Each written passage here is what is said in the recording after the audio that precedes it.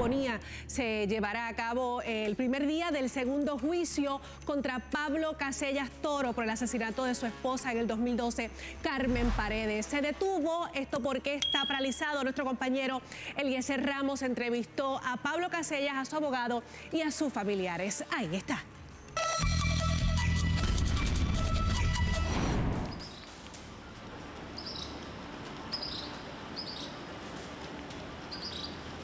El caso acaba de terminar. Hubo un calendario, como tú muy bien sabes. Sin embargo, la jueza autorizó. Yo había trabajado una serie de escritos para presentarlos en el tribunal en el día de hoy si comenzaba el caso. Se lo informé a la señora jueza y la jueza me sugirió que en la medida que yo pudiera que los presentara con tiempo para ella atenderlo y que la fiscal pudiera fijar posición. Y vengo a la residencia de Pablo, pues quiero discutir los documentos con Pablo. ¿Y cómo se encuentra su cliente? Sé que él no puede hablar, ni tampoco su hija, por sus instrucciones, ¿no? Bueno, sí, las instrucciones mías son esas. Sin embargo, yo te puedo adelantar que Pablo pues, ha estado un poco delicado de salud, pero está bastante bien. Lo ves que necesita algún tipo de apoyo para moverse con facilidad, pero en gracia de Dios, en pie. La nena pues está haciendo su trabajo muy bien y cuidando a su papá. ¿Para cuándo, siendo conservador? En un momento dado, hace apenas, diría yo, más de un año, usted un día me comentó, él dice, yo creo que esto va para el 2025, ya estamos en el 2022. Ajá, exacto. Te pregunto, o sea, ¿cuánto más se puede dilatar este proceso? Porque esto va para los dos lados, como yo siempre digo, ¿sabe? Tener un proceso a Pablo, a su hija, son situaciones que un tanto... Es como tener eso ahí en la espalda, o sea... Bueno, siempre está la teoría de que los casos yo digo que son como las frutas, que se maduran con el tiempo, no con el deseo del agricultor. Es decir, este caso estaba preparado para comenzar en el día de hoy. El procurador no estuvo conforme con la orden que emitió el tribunal. Esa orden me da la razón a mí.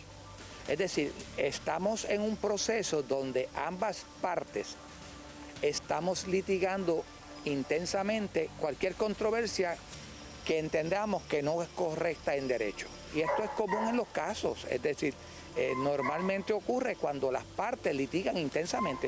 ¿Y cuándo se va a ver este caso? Se va a ver cuando todas las partes hayan agotado todas las controversias de derecho que pueden surgir antes de comenzar el juicio.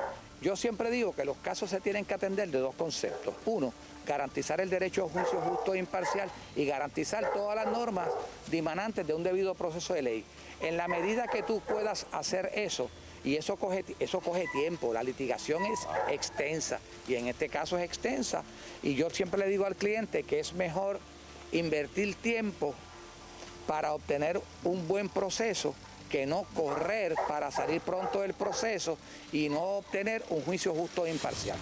Ahí escuchamos al licenciado Harry Padilla, el representante legal de Pablo Casellas. Pablo Casellas y también se encontraba acompañado de una de sus hijas, quien custodia en este momento a Pablo Casellas. Pero señores, hablemos un poco y quiero preguntarte directamente, Eliezer, ¿dónde es que surge el tranque y la controversia? Sé que es directamente en el Tribunal Apelativo, en donde el Departamento de Justicia somete un nuevo documento que se encuentra en discusión. Bueno, lo que sucede, Juliana, y para nuestro estimado público, hace un tiempo el Tribunal Supremo determinó que para que usted sea encontrado no culpable, también tiene que ser de forma unánime. O sea, si es encontrado culpable, tiene que ser 12-0. Si usted no es no culpable, también tiene que ser 12-0.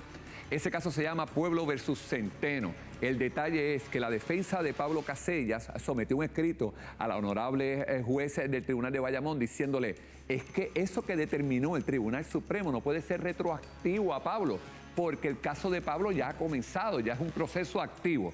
Y ellos sometieron esa moción y la juez le dio la razón.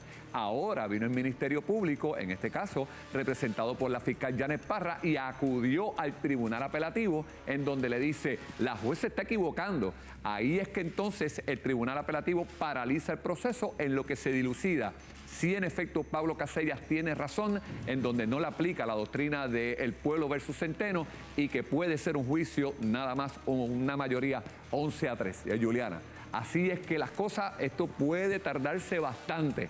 Así que, estimado público, así es que están las cosas en el caso de Pablo Casellas en este proceso de segundo juicio. La realidad es que ese es el Estado de Derecho al momento de ocurrir los hechos que se le imputan al señor Casella Toro. Y ciertamente eso debe prevalecer.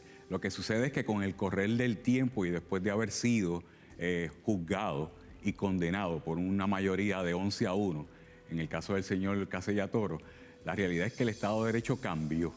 Y cambia a partir del 20 de marzo del 20 de abril, perdón, del 2020, cuando el Supremo de los Estados Unidos determina, ciertamente en el caso de Ramos versus Luisiana, que para todos los estados, incluyendo el territorio de Puerto Rico, para condenar a una persona, el jurado tiene que ser por unanimidad. Y ciertamente eso le aplica a Puerto Rico porque es una determinación del Tribunal Supremo Federal al amparo de la sexta enmienda y la decimocuarta Pero esa es enmienda. para la culpabilidad. Aquí Sí. estamos hablando de la exoneración, o sea, de la no culpabilidad. Sí, lo que ahora, pasa es- a través del Pueblo versus Centeno, tiene que ser unánime. Sí, lo que pasa es que antes de Pueblo versus Centeno llegó al gobierno federal, al Tribunal Federal, un caso que se titula como Edwards, no recuerdo la otra parte en estos momentos, y Edwards estaba tratando de establecer la retroactividad en términos de la unanimidad. ¿Qué pasa? No quedó claro ni en Edwards, ni quedó claro tampoco en Ramos versus Luisiana, si para condenar tenía que ver también la unanimidad. En el caso de Centeno, que es una interpretación del Tribunal de Puerto Rico, Tribunal Supremo de Puerto Rico, establece que tanto para ser culpable y no culpable tiene que ser por unanimidad. Eso ciertamente, desde nuestro punto de vista, tiene que ser a partir del momento en que se emitió la opinión de Pueblo versus Centeno, que fue el pasado año. Y ya el juicio de Pablo había comenzado, Y- o los procesos de Pablo habían comenzado. No, lo que pasa es que los procesos de Pablo se retrotrayeron en el 8 de mayo del 2020, cuando ciertamente el licenciado Padilla solicita al tribunal que le aplique la disposición que establece el caso de Ramos versus Luisiana y se lo aplicaron. Ok. En el entretanto, están tratando de buscar la forma de cómo llevar al caso y entonces entra el caso de Centeno. Pero es que entonces la gente dice en la calle, oye, pero qué lindo, me dicen que le aplique el de Ramos versus Luisiana de unanimidad, pero que no me aplique la unanimidad en la culpabilidad. Lo que pasa es que la determinación del Tribunal Supremo Federal es favorable a los acusados. Y en el caso del Pueblo de sus Centeno es desfavorable a los acusados y tiene que ser prospectivamente, no puede ser retroactivamente, porque entonces caemos en una disyuntiva que las personas no logran comprender Por eso, en fácilmente. en arroyo de habichuela. No, en arroyo de habichuela.